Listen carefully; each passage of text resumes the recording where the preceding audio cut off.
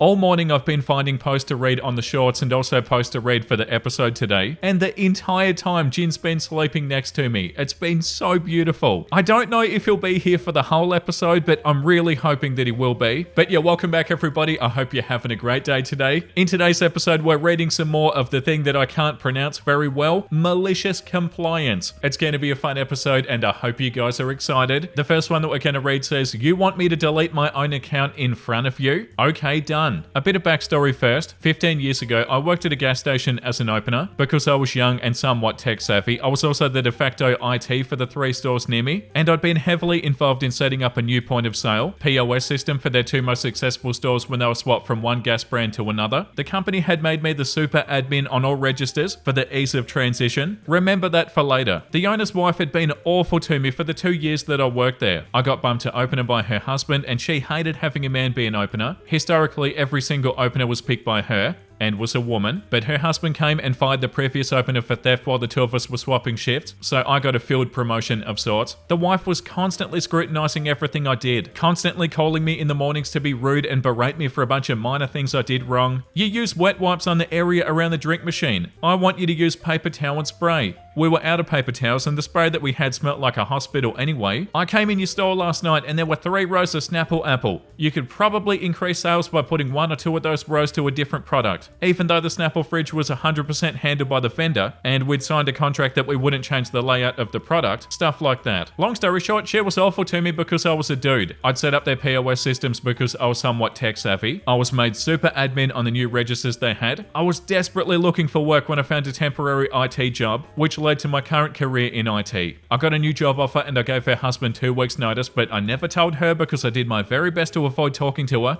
unless necessary. When she found out, it was Tuesday of my last week and she legitimately lost her mind. Gave me a ton of stuff to do and worked me to the bone until 2 p.m. on the last Friday that I worked. Finally, the time to depart forever came, and she personally came with an office worker and stood by me and asked me to delete my account from the register. I knew that I was the super admin, and I'd been told that if I ever left, to convert the account. She had been told this but had long forgotten it, so I said to hell with it and I complied. And then I went to the other store and I did likewise while she watched me. I go about my life, I start my new job, and I end up about 3 weeks in when I get a frantic voicemail and like 20 text messages and calls from her. I called the office worker who'd stood over my shoulder with her and got the scoop. She basically couldn't change any prices at all when new beer and soda prices started rolling out, and her new opener had let it all pile up because she didn't know how to do it, and they were going to have somebody come and train her. They had a bunch of items 5 or 10% below the price that they were supposed to be at. Margins on cases of beer are low, and this was nuking their profits. Once I thought it over, I texted her and I said, "You asked me to do this, it's on video, and we also have 3 witnesses. The person that she had me training, the person that I swapped with, and the office worker who'd quit in the 2 weeks since." Click.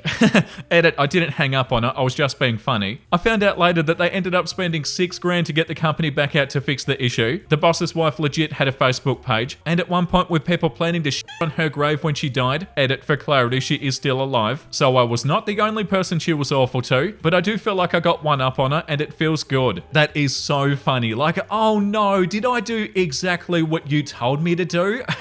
Oh no, what a shame. What's that? You were super awful to me and this is a little bit of karma? Amazing. Yeah, I don't know, I felt like a bit of a break from Am I the A-hole today? I felt like reading something a little bit more light-hearted and fun today, and this is so perfect. Okay, post number 2. "You want us to dress in business attire when all other departments get to wear blue jeans?" You got it. This happened many years ago. I worked for a top US banking institution. In our building, all of the other departments were allowed to wear blue jeans on Fridays. My manager decided that our department had to wear business attire on Fridays. To be clear, we had no customer-facing presence. Also, our department processes check deposits from ATMs, and they came in mesh bags out of the armored couriers. They were usually quite filthy, and they were frequently wet in bad weather. So when our manager told us that we couldn't wear blue jeans on Fridays like every other department, the entire team was upset. Here's where we cued the malicious compliance. The next Friday, I went to my closet and I found the most mismatched outfit that I could put together, but sticking completely to business attire. We're talking pastel floral print shirt with pants with bold colored stripes. I put it on and I proudly walked into the office. My manager just happened to be on vacation that week, so nothing was said about my ridiculously mismatched outfit. Fast forward to the Friday after, I once again chose the most hideous combination of an outfit that I could put together together. Once again, I walked into the office with my head held high, confident in my business attire. Imagine my surprise when I walked in and everybody on my team had a hideous combination of clothing. As you can imagine, my boss walks in and sees everybody in their various hideous outfits. The look on her face was priceless. All 15 of us in hideous outfits, but all meeting the business attire dress code. She pulled us all into a meeting and told us that our attire was entirely inappropriate for a business environment and that she'd have to write each and every one of us up. I asked her to pull out the company handbook and read the definition of what it said as business attire. She read it out and it stated something like clean and pressed business attire consisting of slacks or skirts or dresses and clean pressed shirts or blouses. It went on to say something like no blue jeans, t-shirts or ripped clothes with holes, no sleeveless shirts, no athletic or gym shoes. I asked her where in the guidelines does it say anything about whether the outfits matched or not. She couldn't find anything and then said that she'd have to contact HR to discuss with them what her options were to write us up. Needless to say, none of us were ever written up. She did, however, say that we still needed to dress in business attire. The word spread to other departments about her forcing us to wear business attire. The next week, 2 departments around us decided that they'd also dress up in hideously matched clothing. The managers of those departments got in touch with our manager and they started to put pressure on her as they didn't like how their employees were dressing. Our manager called us into a meeting and told us that we could wear blue jeans on Fridays going forward. Malicious compliance wins. Sometime later, I'll tell you about the sign-in and sign-out board that she created. Okay, I'll read that story in a second, but yeah, good job, OP.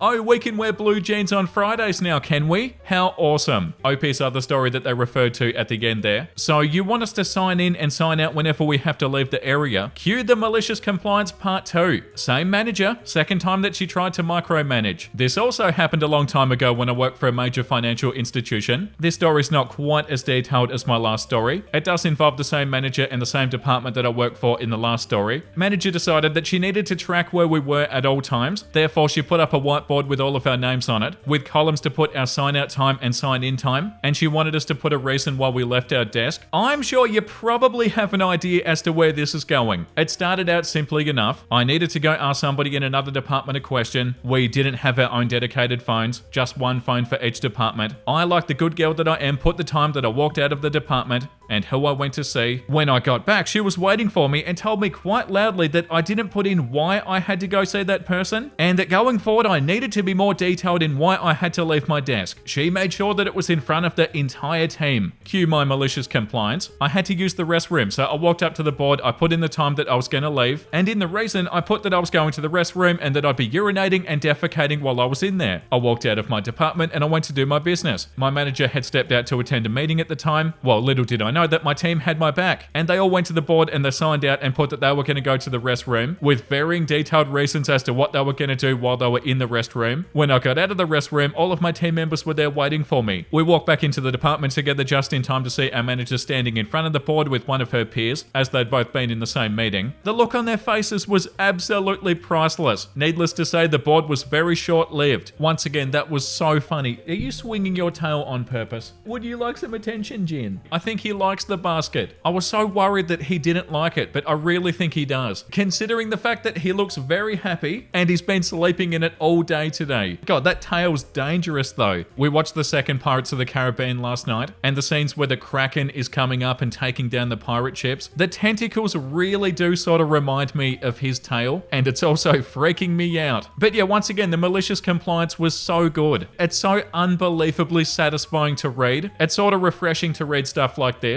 I'll go see if Nez wants to sit in the basket. Okay, I've got the goose. Hopefully, no, she doesn't even want to sleep in here. Oh, come on. Guys. The next one says, turn my camera on. Fine. In 2021, I was working on a project with this manager called Mark, who was a real stickler for the rules. He was the kind of dude who wouldn't allow chit chat in his team and loved an office day more than anything, despite the fact that our team was external and all of us were crazy far away. I've got a chronic disease, which at the time was kept relatively under control with infusions at the hospital every few weeks. Seeing as Mark didn't want to chit chat, he wasn't aware that I live with this disease. One day I was in the hospital working from the bed with a cannula in one arm. We had our daily meeting planned and I figured that it would be fine to call in without my camera, as they could still hear me just fine. And I also didn't want to freak anybody out with the infusion line in the picture and whatnot. I get onto the call and Mark immediately comments that he can't see my face. I tell him that I've not got my camera on today and I don't elaborate, figuring that it's a 15-minute call and I could just as easily be driving or something. Mark responds by asking me to stay back on the call after we finish. I comply and he chews me out for not turning on my camera, saying that it's a rule that we all need to show our faces. Fine, I turn on my camera and I watch his face go from red to white as he sees me in what is very clearly a hospital room. I tell him I'm uncomfortable being on camera while I'm getting treatment, also not elaborating what it's for. It was a really nice moment to bask in. I love the line, his sweaty little face still brings me joy. Yeah, like this comment says, the only way that could have been better is if you turned it on in the meeting and caused him to get sweaty face in front of everybody on the call. The next one says, sorry sir, you can't enter your building. A few years ago, I worked armed security at a hospital. The Greater Health System owned 3 large hospitals, each with a 24-hour trauma center. It had a couple of smaller county hospitals and a dozen of clinics scattered across 3 states. I worked at one of the bigger hospitals in a bad part of town. There were legitimate security threats on a daily basis here. One day I was told to stand at the main entrance and to keep staff out. Me? Huh? Apparently some middle management person wrote a new policy that staff members are to enter and exit the building through the west entrance only. The main entrance was to be used by patients and guests, and they didn't want employees cluttering the main entrance because God forbid people see medical staff upon entering a hospital. My job was to stand at the door and tell nurses, doctors, cafeteria staff, janitors, all to use the west entrance. Anybody who refused had their name written down and would be reprimanded after. Now I had other crap to worry about, like EDPs biting people in the ER, or people running onto the helipad and taking a selfie with the life flight patient, or dudes on PCP yelling at the wheelchairs, or the old woman with dementia who wandered off and can't find her room. You know, actual security problems. The main entrance posting was a waste of my time, and it dragged on for several days, until one day a man wearing a suit leading a gaggle of important people, all in business attire. The ringleader had an employee ID badge and was speaking enthusiastically to the group. They were heading straight for the main entrance. Me? Sorry folks, gotta use the west entrance. Ringleader? Me? Hospital policy. All employees must use the west entrance. Ringleader, we're gonna use this entrance. As he points to the door. Me, okay, but I'll need to take your names down. Your supervisor will be informed. Ringleader stares at me like I'm the biggest idiot alive and holds his ID badge in front of my face for an uncomfortably long time. I took his name down and every single member of his gaggle with painful slowness. I should add, they were all very polite despite my obvious lack of to give. Shortly after the security supervisor arrives, Supervisor, how's it going? Me, not bad, I have a dozen or so names, and I showed the list to him. Supervisor, is that, and then he points to the ringleader's name. Me, I don't know, his badge said Chief something officer. He looked important. Supervisor, Chief Executive Officer. Me, yeah, I think that was it. The supervisor quickly walks away. It turns out the CEO of the health system was bringing up a group of potential investors, the aforementioned gaggle, for a tour of the place. He was never informed of the main entrance policy change and was greatly embarrassed to be stopped at the entrance of his own hospital by some rent-a-comp. Suddenly, as if all by magic, staff could use the main entrance again, and I could return to actual security work. OP, that's so impressive that you followed through on what they told you to do. Like, sorry CEO, we're gonna have to write you up. And oh my god, the rule suddenly disappeared. Okay, Nez is back. The next one says, clock out exactly at the end of my shift. Okay. For some context, I work overnights at a well-known gym franchise that I will not name. My typical shift is 10 PM to 6 AM. Usually there's always supposed to be 2 people on night shift together, but lately my co-workers have been calling off a lot, causing me to be in the gym alone all night. My co-worker, let's call her Sam, comes in at 6 AM when I get off. Here's the problem. Sam doesn't usually come in on time. She's usually always 10 to 15 minutes late. So onto the problem. Since Sam comes in late, I tend to have to stay clocked in past 6 AM. Additionally, since I'm usually alone at night, I can't get any important tasks done until Sam comes in. My boss noticed my time cards and got very upset that I haven't been clocking out right at 6 AM. He made me feel really crappy despite constantly being on the blunt end of all his scheduling messes. So I told him, okay, I'll leave at exactly 6 AM. So that's what I've been doing. I've been leaving the gym entirely unattended until somebody gets there, and most of the time, nobody does for a while. So now the members are confused. My manager doesn't know what to do considering he's the one who scolded me for staying past 6 AM. He thought I'd clock off and stay off the clock, but why would I do that? I was not going to take the fall for somebody else consistently being late. He won't fire me or write me up because this is technically what he wanted. Small edit, no, I don't have keys, unfortunately. Yeah, wow, he won't fire me or write me up because this is technically what he wanted. Yeah, like the top comment says, let's scold the person staying longer to pick slack and not the other others that fail to show up? Yeah, top tier problem solving. Yeah, why is OP the one who's being punished here? The comment below that one says, what are you gonna do? Fire the one responsible person that you've got? Great plan. Yeah, that's so backwards. OP's gonna get in trouble, not them? That is so wild. Yeah, like this comment says, so instead of telling the girl to arrive on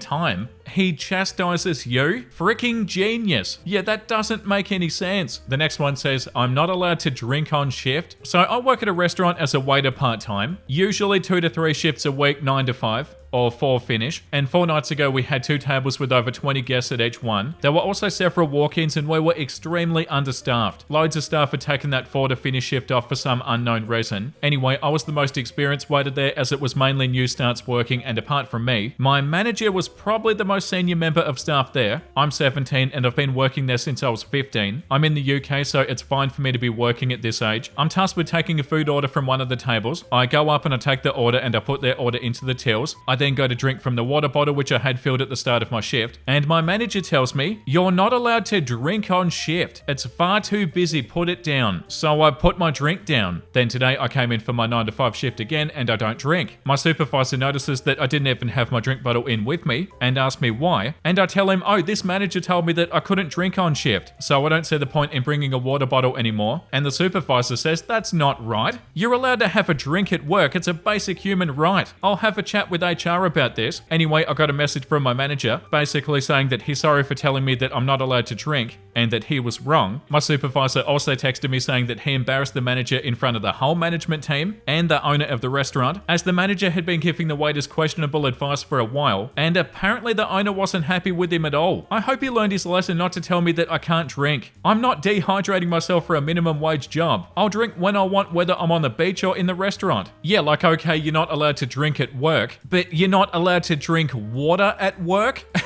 What are you talking about? Alcohol, yeah, understandable. Not allowed to drink water? Bro, you've lost your mind. This comment says, I mean, glad this got corrected, but I'm not sure how this is malicious compliance. It just seems like compliance. And if no one noticed that you weren't drinking, nothing would have come of it. And OP said, it's malicious compliance because I made it obvious that I wasn't drinking water on shift, because I normally bring one of the big water bottles to work. And also, anytime the supervisor would walk by, I'd say, I'm so thirsty, I wish I could have a drink. And if he asked me why, I'd say, oh, this manager told me that I couldn't drink while on shift. Okay, the next one, and probably last one for the day, is called All You Can Eat. Many years ago, over 20, my wife and I kept a boat at a lake near our home. The marina had a restaurant that had an all-you-can-eat fried catfish on the menu. These catfish were whole and just about the size of a grown man's head. We'd been eating there 3 or 4 times a month for the past 3 years. I held the record of 17 catfish consumed, and Pete, the owner and the cook, always said that I was maxed out and could never better my score. Now comes the malicious compliance. My wife and I had 10 family and friends visiting for my birthday, and we all went to the marina for dinner. I boldly and loudly announced that I was going to beat my record of 17 catfish. Obviously, Pete overheard my braggadocio and took our orders. A lot of beer was being consumed. Pete brought out 9 platters, turned to me and said, beat your record and everything's on the house. With cheers all around, Pete then said, fail, and you have to give Gail and Debbie a 25% tip. Everyone, including me, agreed and knew that we were getting a free meal. Pete went to the back of the kitchen and brought out my first catfish. That sucker weighed 5 pounds. I could not even eat the one. Everybody laughed and we did have a great time. And yes, the girls got their tip and I never messed with Pete again. Pete and I remained friends until he passed away last year. He never tired of telling this story. The top comment says he was saving that one specific fish for you. Yeah, and the comment below that one too. Oh, that's a good one. I'm sorry for the loss of your friend. Rest in peace, Pete. And the comment above that one, you got catfished. And on that beautiful note, I feel like that's a good place to read something wholesome. Well, something else wholesome. When you're being lazy and somebody brings you food, so you look at them like they just saved your life. Yeah, that's so relatable. Like, oh my God, I can't believe you did this.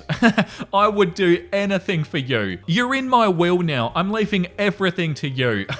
You're my everything. Thank you from the bottom of my heart. That's so relatable. That was such a fun episode. I hope you guys had a great time today. If you did, make sure you let me know down below and also subscribe if you want to. And the comment of the day today goes to Birdman47. This cat bed is really growing on me. Yes, same here. How awesome is it? Having the cats in the videos makes the videos so much more fun. And I already love to make the videos, but I want to make the videos even more now with the cats in them. Like, I feel like the videos are more fun to watch. They're more fun for me to film with the cats next to me. It worked out so well. I didn't even know they made these. I was thinking, wow, it'd be so awesome if you could get a cat bed that mounted to your desk, and it worked out so well. Thank you for the support, everybody, and make sure you look after yourself and make sure you have a beautiful, amazing rest of your day, and I'll see you in the next episode. Bye!